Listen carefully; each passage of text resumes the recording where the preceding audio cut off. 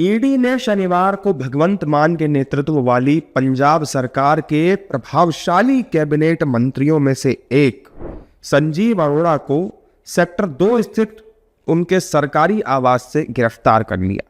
ये कार्रवाई ईडी द्वारा साल 2002 के पीएमएलए के तहत संजीव अरोड़ा के आवास और कार्यालयों पर व्यापक तलाशी अभियान चलाने के बाद की गई।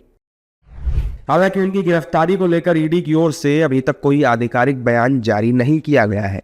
शनिवार सुबह से ही ईडी संजीव अरोड़ा से जुड़े 4 ठिकानों पर छापेमारी कर रही थी और 1 साल में ये तीसरी रेड है।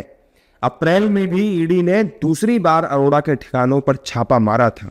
ईडी की छापेमारी को लेकर आम आदमी पार्टी और उसके नेताओं ने बीजेपी सरकार पर सरकारी एजेंसियों का दुरुपयोग करने का आरोप लगाया है।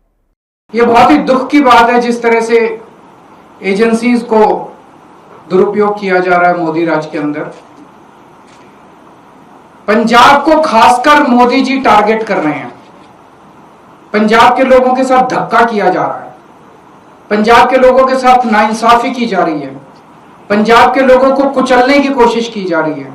पंजाब के लोगों के साथ अन्याय किया जा रहा है।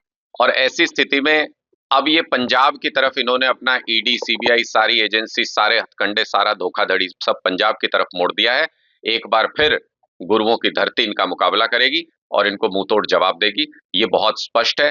हमारे लोग, पंजाब के लोग डरने वाले नहीं है इनके ईडी से, पुलिस से, सीबीआई से। ना डरते हैं, ना घबराते हैं, डट के इनका मुकाबला। देखिए, भारतीय जनता पार्टी और ईडी का जो अलायंस है वो लगातार जहां भी इलेक्शन होती है वहां जाके अपोजिशन पार्टियों की सरकारों के ऊपर हमला बोलते हैं। और आज मैं समझता हूँ सेकंड टाइम संजीव अरोड़ा जी के घर पे रेड हुई है। तो ये लोकतंत्र की हत्या है, ये डेमोक्रेसी का मर्डर जो है वो भारतीय जनता पार्टी कर रही है। बाबा साहब डॉक्टर भीमराव अम्बेडकर जो संविधान बनाया था उसको ख़त्म करने की एक कोजी चाल जो है, हरकत जो है वो भारतीय जनता पार्टी रच रही है। वहीं दूसरी ओर कांग्रेस नेताओं ने बीजेपी और आम आदमी पार्टी दोनों दलों पर तीखा हमला किया। कांग्रेस का कहना है कि ये दोनों पार्टी एक ही सिक्के के 2 पहलू हैं।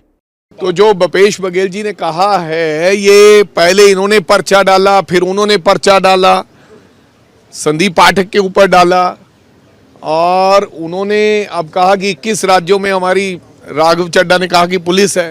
तो ईडी, सीबीआई, ये सब खेल होगा। पहले वो चले गए लवली यूनिवर्सिटी वाले से, अब ईडी वालों से पहले पूछ लो कि लवली यूनिवर्सिटी वाले का क्या हुआ ईडी का केस। अब संजीव अरोड़ा, उनको पता है कि संजीव अरोड़ा के माध्यम से ट्राइडेंट राजेंद्र सिंह आए थे। संजीव अरोड़ा भी राज्यसभा मेंबर बने थे। अब संजीव अरोड़ा मंत्री बन गए हैं। उनको लगता है कि संजीव अरोड़ा को अगर खींचे अपनी तरफ तो फिर ईडी चली जाएगी।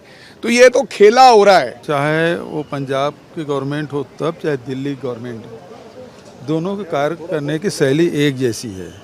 दोनों एक ही थैली के चट्टे बट्टे हैं। यहाँ मान सरकार है, वो विजिलेंस का दुरुपयोग करती है, सब पे पर्चा डालती है। दिल्ली के पास एजेंसी है, दिल्ली सरकार के पास, उसके पास ईडी है, आईटी है, सीबीआई है, उसका दुरुपयोग करती है। पहले इन्होंने पर्चा डाला, फिर उन्होंने पर्चा डाला।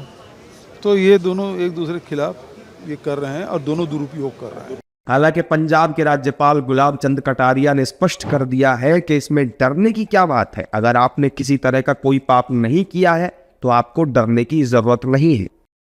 देखो, मैं सोचता हूं कि वो कुछ उनका काम है वो करेंगे और जिनको काम करना है उनको काम करेंगे। जो निडर हैं, जिनको कोई डर नहीं है, ईडी आए कोई भी आए क्या फर्क पड़ता है, वो अपना काम करें, हम अपना काम करेंगे। संजीव अरोड़ा की गिरफ्तारी के बाद पंजाब की राजनीति गरमाई हुई है।